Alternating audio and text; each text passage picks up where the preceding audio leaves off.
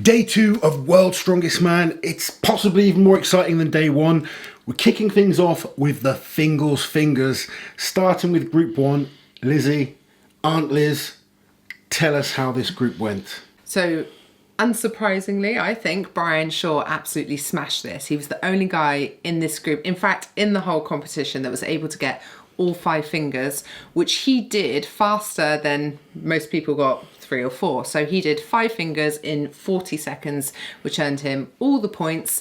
Then right behind, well, I'd say right behind him, right next to each other, was Ivers and Travis. That was close. Yeah, 4 fingers each, 31.38 seconds and 31.75 seconds. Tiniest fraction in it, so sounds almost like a photo finish. It's Ivers needed those points as well. He really did. That's a great result for him. Less good for Maxime Boudreau, who's obviously been having a really strong showing in this group. He managed 4 also, but it was in 41 seconds, so a little bit slower. And then Gav Bilton also did 4, but in 46 seconds, placing him last, unfortunately. So Brian Shaw's put himself in an incredible position. He's looking very secure to get to that, what's this, 12th, 13th final. I've lost count by now. He's won his group at World's Strongest Man. Every year since 2009. There we go. He's looking on track to do that. I think he's proven he's coming in shape. Yeah, and I think it's considering the amount of people I saw saying they didn't think Brian was even going to make it out of the group. So I think straight away I was looking at the events. I was like, really? Like, has something terrible happened to Brian? Because these seem like really good events, and we're seeing that come through now, aren't we? I'm not trying to say I told you so, but I just saw. But I did. The hunger in Brian building up to this, talking to him. He seems like the old Brian. He seems focused. This is his chance. If he wants to get that 5th title, this is the year. He's got a lot of tough competition to still, ahead of him. Yeah. But he's put himself in a great position right now to get into that final. The battle is going to be between the next 3 men. Yes. And I think it's still a big open battle. I mean, looking at the points right now, you've got a very tight battle between Maxime and Ivers. Yeah. But Travis is there or thereabouts still. Yeah, he's not making it that easy for them. He's stealing points, isn't he? I really like that this year it's 5 events before the stone off and not 4, because 4 is so tricky, isn't it? Like, one mistake, you're almost, it's so hard to bring it back with only 5 guys in your group. There's not enough points to claw back, is there? I think Travis has a chance. I do think it's going to be between Maxime and Ivers, and I think if that is the case, that's going to be a hell of a stone battle. Yes. But if Travis can get himself into that stone battle, he's another incredible stone lifter. Yeah.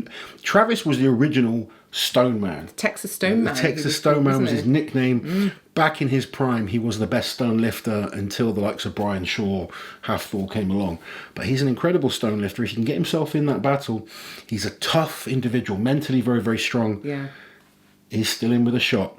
But it looks like the top 3 are possibly stretching away. So moving on to Group 4, this was the second group to have the Fingles Fingers. And unfortunately, this group is kind of falling apart. Very sad news to see the legendary Terry Hollands have to pull out. He was actually in 2nd place as well, but unfortunately injured. He's had to pull out of World's Strongest Man. He has officially announced his retirement from World's Strongest Man. Sad to see, but the guy has had such an incredible, incredible career. A real reason, I believe, I got as good as I did is because of Terry. He's the reason I pushed myself so hard. I wanted to be the best in England at the time, and he was the man to look up to. Someone that when I first got into the sport, I really admired Terry, Mark Felix and Ollie Thompson. Amazing that Mark and Terry are still competing at World's Strongest Man right now. But sad way to see someone go out. He wouldn't have wanted to go out on an injury. No. Unfortunately, he's had to pull out. And sadly, Chris has had to pull out as well. Yeah. So let's take a look at how they did on the fingers. So there's not many events to go through in this group. Jerry Pritchett won. He was the only guy who was able to do 4 of the fingers. And then behind him was Janasha, who was the faster with 3, and then Adam Bishop. What's really interesting in this group now is that with only 3 athletes, so just to be really clear, if someone zeros on an event, if they cannot budge and implement, they cannot get a rep, they get 0 points. If they can just do the minimum amount, then they would usually traditionally get 1 point. With those guys gone, so now that there's only 3 people in the group, the top points are still worth 5, then 2nd place is worth 4, Third place is worth three still, isn't it? So the lowest they can score now is 3 points, assuming they don't zero on an event. I know it's quite confusing, and people have been confused by what we've been trying to explain to them. But so we've done the maths, haven't we? And we figured that Jinasha, he's almost guaranteed the win unless he comes last on the next two events. He would need to be last on both of these events, or potentially zero. And for Jerry to win both of the Jerry events. would need to win them both. Yes, yeah. But we know Jerry is carrying a little injury as well, as he updated on his Instagram. So it's looking like it's going to be Adam and Jerry in the stone off. Man, it's exhausting, isn't it? I'm just trying to explain it. Exhausting. It's a shame. This group's really fallen apart, and I think for TV it's not going to look great, if I'm honest. I mean, potentially Jerry carrying an injury, still 2 events to go. Yeah. I mean, if you're in a position where you know you cannot win the group, but you know you're guaranteed the stone off, where is the incentive to do anything at all? So apparently there is advantage to going first on the stone. To being the second place guy on the stones. There is going to be a slight advantage, but is it going to be worth expending that energy now? Exactly. It's, is it a bigger advantage than going into the stones very fresh? And when you look at other groups that are having such a battle with so many great athletes, it's just luck of the draw, the way they do the heats. And it's another argument for scrapping the heats. Something we don't particularly like. But I guess it throws up various different options and opportunities for athletes. Now, Group 5, on the other hand, is just completely ridiculous. You've got 4 guys in this group that are potential top 5 finishers, all battling out. And I have to say this, these are 4 guys that are, when we talk about current form, all 4 of these guys over the last 2 years have performed exceptionally well. And they're all in the same group. They're all performing well. Yes. It's exciting. It's nerve-wracking. I've been so anxious. Let's quickly go through the results from the Fingles, and then we can show you how close it is in the overall. So even though we haven't actually physically watched it, you can kind of see what's happened here. Irvin Toots would have had to go out on his own, and he's managed 3 fingers in 29 seconds. Then we've got Kevin Ferris and Bobby Thompson. So I'm working my way up. Both of those doing 4 in a split second from each other, 36 seconds.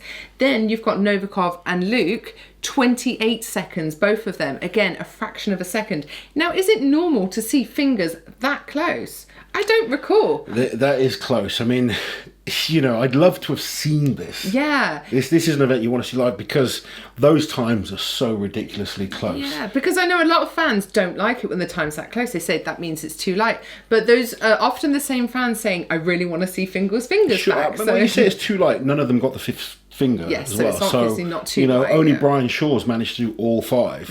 And it's a challenging event. It does suit taller guys. Yes. It tends to be one of those events that the taller guys, even if you're really strong in the shoulders, taller guys do have an advantage on it. This isn't a particularly tall group though. No, this is a very strong shouldered group with the likes of Luke and Bobby, and then you've got Alexei, who's very explosive on dumbbells, but they're all sort of around the 6 foot mark. There's no giants in there at all. And Alexei taking a very, very needed win. Yes. Oh, yeah.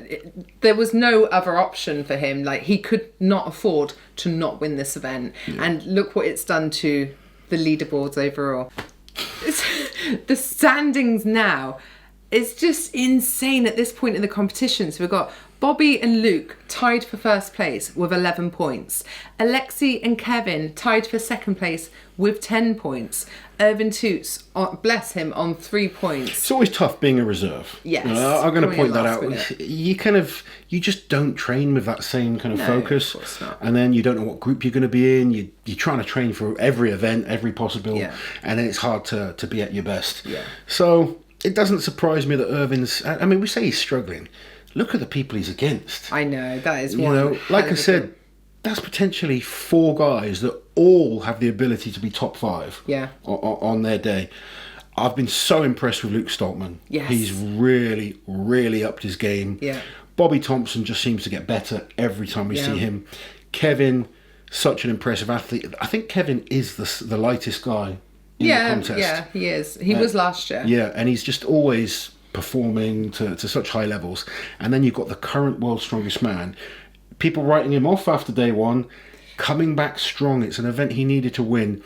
But with 2 events to go and only 1 point separating 4 men. It's insane. So the next event for them is the overhead medley. And obviously you've got the 2 massive log lifters in there in Bobby and Luke. But we know that doesn't necessarily mean you're winning an overhead medley, because it's more about transitions between implements, being dynamic, being fast, and obviously being freakishly strong.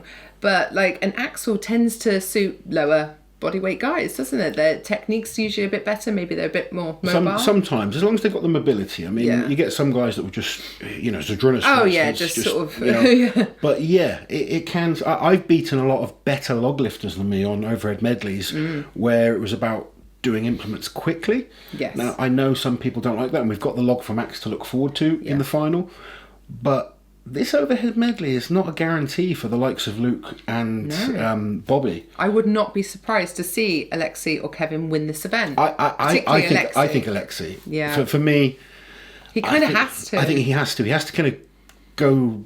He has to go for broke, which potentially then he could make a mistake. Yeah. But I think he's not in.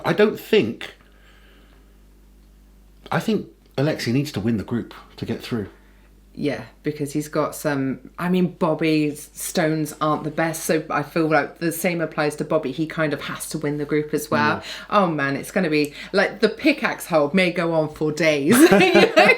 No one can afford to put that thing down. Also, when it comes to the stones, who's going to want it more to get to the final out of these? They're similar. I mean, I think I'd say Luke's the best stone lifter in the group. I think that's fair to say. But one of those top 4 guys right now is not even going to get to do the stones. That's the crazy thing. Yet they're all so close. Obviously, the next 2 events could separate them a bit more, but they're all beating each other. It's so hard. It's so close. It's so freaking exciting. It's the next day's events are going to be so exciting to watch in this group. I cannot wait for it. And the overhead medley is really going to be big, important points. Yeah. We're going to throw the cat amongst the pigeons. I cannot cope. Okay, event 2 on day 2 is the train pull. Now, this should have happened about 2 hours ago. Yeah. A couple of the athletes went. Johnny Hansen and I believe Evan Singleton, both of them couldn't even budge the train. No one was sure what was up. They thought maybe the brakes were on. They tested the train. The train does move. Yeah. But it looks like it's just too heavy. Yeah. So they're trying to play around with it, figure out if they can get the right weight for the competition. Now, this kind of stuff should have been sorted. I'm not going to make excuses for Worlds on this. Testing should have been done. The athletes should be ready to go, get their event done, back to the hotel. Unfortunately, that's not happened. We don't know exactly what's happening at the moment. From what we hear, things they are trying to figure out the right weight, get it sorted. It's been delayed to put back later. We didn't want to stay up for potentially 3 or 4 hours and maybe potentially the event doesn't happen, yeah. So we thought we'd let you know what we know. By the time this video goes out, it may well have been done, and the results will be out there. We will update you in the morning once we know more. But we just wanted to make sure you guys knew what was happening. So day 1 so far, only the fingers have happened. Very exciting. And now you all know why there is no live stream at World's Strongest Man. But yeah, the fingers were exciting. Yes. Hopefully the train pull will be exciting when it happens. Yes. But until then, this is what we have. Group 2 and Group 3 are still standing in the same position they were at the end of day 1. While you're here, guys, subscribe to the channel, hit that notification bell so you don't miss any of my awesome strength content.